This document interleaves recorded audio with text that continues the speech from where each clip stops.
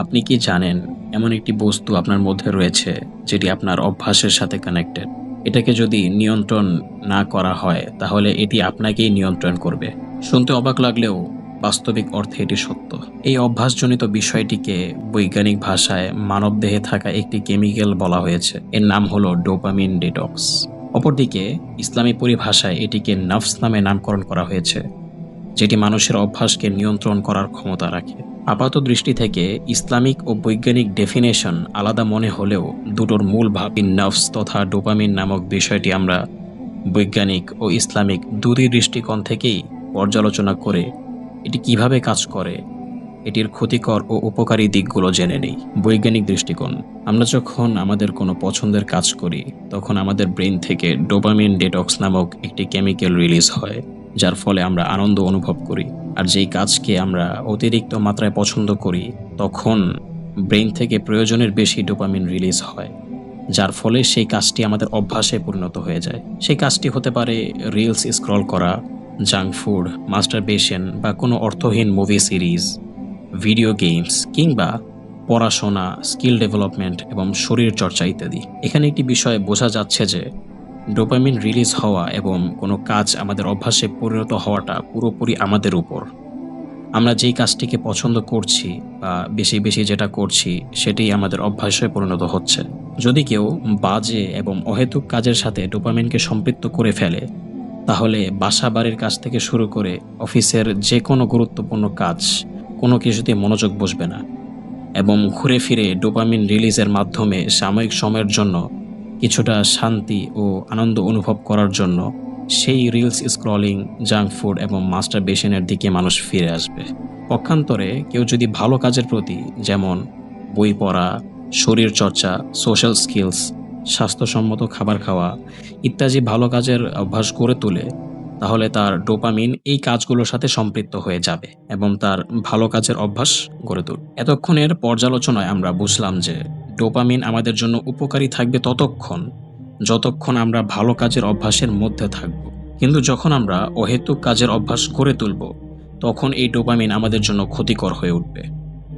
তাই আমাদের মূল লক্ষ্য হবে বাজে অভ্যাসগুলো চিহ্নিত করার মাধ্যমে একটু একটু করে সেগুলো ত্যাগ করা এবং ভালো দিকগুলোর অভ্যাস গড়ে তোলা। ডোপামিনের ক্ষতি থেকে বেঁচে এর দ্বারা উপকৃত হতে হলে আমাদের ভালো অভ্যাস গড়ে তুলতে হবে, এতটুকু বুঝলাম। তবে ভালো কাজের অভ্যাস গড়ে তুলব কি করে?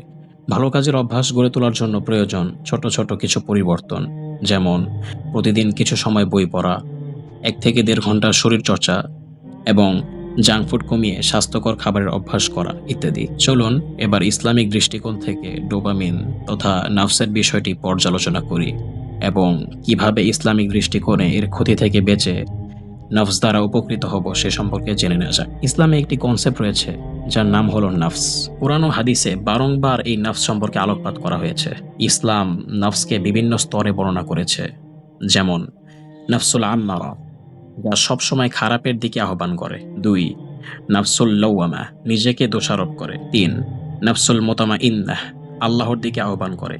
এখানে আমরা নাফসের 3টি অংশ দেখতে পাচ্ছি, যেটার একটা অংশ হচ্ছে খারাপের দিকে আহ্বান করে এবং 2 নম্বর অংশ হচ্ছে নিজেকে দোষারোপ করে এবং 3 নম্বর অংশ হচ্ছে আল্লাহর দিকে আহ্বান করে। এখানে আমরা দেখতে পাচ্ছি যে ডোপামিন এবং নাফস দুটো একই, দুটো কাজও করে একভাবে। দুটোরই ভালো এবং মন্দ দুটি দিক রয়েছে এবং দুটি দিকই আমাদের ইচ্ছাশক্তির উপরই নির্ভর করে। তাই এটা বললে ভুল হবে না যে ডোপামিনের বিষয়টি বিজ্ঞান আজ আমাদের জানাচ্ছে সেটি প্রায় 1400 বছর আগে ইসলাম আমাদের জানিয়ে দিয়েছে। ইসলামী দৃষ্টিতে নফসকে আয়ত্তে রাখার উপায়: রাসূল সাল্লাল্লাহু আলাইহি ওয়াসাল্লামের বিভিন্ন হাদিস থেকে আমরা নফসকে আয়ত্তে রাখার নানান উপায় পাই। তিনি সাল্লাল্লাহু আলাইহি ওয়াসাল্লাম একটি হাদিসে বলেন যে কোনো যুবক যদি স্বাবলম্বী হয় সে যেন বিয়ে করে নেয় এবং কারো বিয়ের সামর্থ্য না থাকলে সে যেন রোজা রাখে। রাসূল সাল্লাল্লাহু আলাইহি ওয়াসাল্লাম তার এই কথার মাধ্যমে বুঝিয়েছেন যে স্বাবলম্বী যুবক বিয়ের মাধ্যমে নিজের চাহিদা পূরণ করবে, আর যার সামর্থ্য নেই সে স্বাবলম্বী হওয়া পর্যন্ত বেশি বেশি রোজা রাখার মাধ্যমে নিজের চাহিদাকে নিয়ন্ত্রণে রাখবে। বৈজ্ঞানিকভাবেও এটি প্রমাণিত যে ফাস্টিং মানবদেহের জন্য অনেক উপকারী এবং অল টাইপ অফ ডিজায়ার্স মানুষের আয়ত্তে রাখে। বিজ্ঞান প্রমাণ করেছে রোজার সময় শরীরে ডোপামিনের সেন্সিটিভিটি পুনরায় ফিরে আসে ইম্পালসিভিটি বা আকস্মিক ইচ্ছা কমে যায়। মস্তিষ্কের যে অংশ সক্রিয় হয়, যেটি ডিসিশন মেকিং নিয়ন্ত্রণ করে। তাই রোজা কেবল আত্মিক শুদ্ধিই নয়, বরং বায়োলজিক্যালভাবেও আমাদের সেলফ কন্ট্রোল বাড়ায়। এছাড়াও ইসলামের নফস ও ইচ্ছার নিয়ন্ত্রণের জন্য আরও কিছু অত্যন্ত কার্যকর পরীক্ষিত উপায় রয়েছে। এর মধ্যে উল্লেখযোগ্য হল নামাজ। প্রতিদিন 5 ওয়াক্ত সালাত আমাদের মন মস্তিষ্ককে নিয়মের মধ্যে আনে, স্থিরতা দেয় এবং এটি আমাদের অহংকার, তাড়াহুড়ো ও আসক্তিকে কমায়। 2 নম্বর হচ্ছে দান সদাকা। নিজের ভালোবাসার জিনিস অন্যের জন্য ছেড়ে দেওয়া নফসের বিরুদ্ধে একটি বড় রকমের জিহাদ। এটা ধীরে ধীরে ম্যাটেরিয়াল ডিজায়ার, সম্পদ আসক্তি কমিয়ে দেয়, যা ডোপামিন ড্রাইভেন ইম্পালসিভিটি, ডোপামিন দ্বারা নিয়ন্ত্রিত আবেগপ্রবণতা কমাতে সহায়ক। আজকার তথা আল্লাহর জিকির। আল্লাহর নাম বারবার স্মরণ করলে হৃদয়ে প্রশান্তি আসে।